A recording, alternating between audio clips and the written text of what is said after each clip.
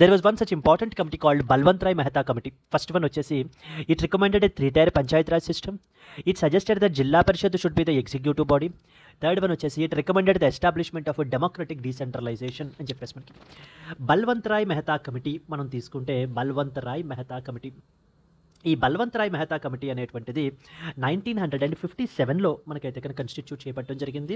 And this was the first committee అండి to recommend this something called as the scheme of democratic decentralization అనేటువంటి స్కీమ్ని represent చేసినటువంటి మొట్టమొదటి committee మనకి Balwant Rai Mehta committee, which became the modern day panchayat raj think మనకైతే కనుక ఇదైందనమాట. అండ్ ఈ యొక్క బల్వంత్ రాయ్ మెహతా కమిటీ మనకి they have recommended for a 3-tier system అనేటువంటిది, పంచాయత్ రాజ్ సిస్టమ్ అనేటువంటిది ఉండాలి అని చెప్పేసి వీళ్ళు రికమెండ్ చేశారనమాట. Like for example we have the first one వచ్చేసి మనకి ఏంటంటే గ్రామ పంచాయత్ అని చెప్పేసి, నెక్స్ట్ వన్ వచ్చేసి పంచాయత్ సమితి, పంచాయత్ సమితి is the second important one. And the third one వచ్చేసి మనకి ఏంటంటే కనుక జిల్లా పరిషత్. So Jilla Parishad. So we will be having a 3-tier system which is the Grama Panchayat and as well as the Panchayat Samiti and the Jilla Parishad అని చెప్పి. పంచాయత్ సమితినేమో మనకి ఏంటంటే కనుక executive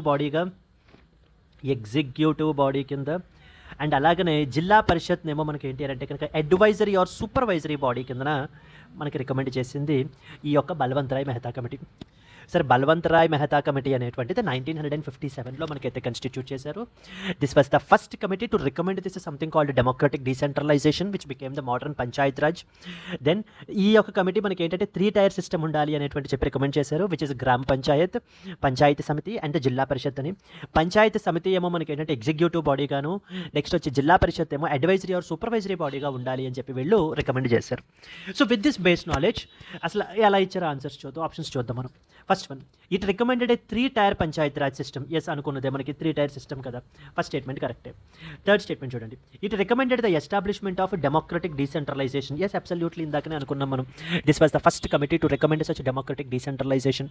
and the second statement చూస్తే it suggested that zilla Parishad should be the executive body. ఒక్కసారి మన దాంట్లో మనం చూస్తే కనుక ఏంటంటే panchayat samiti to be the executive body, not zilla parishad. Zilla parishad is an advisory or supervisory body అని చెప్పేసి మనకైతే చెప్పడం జరిగింది.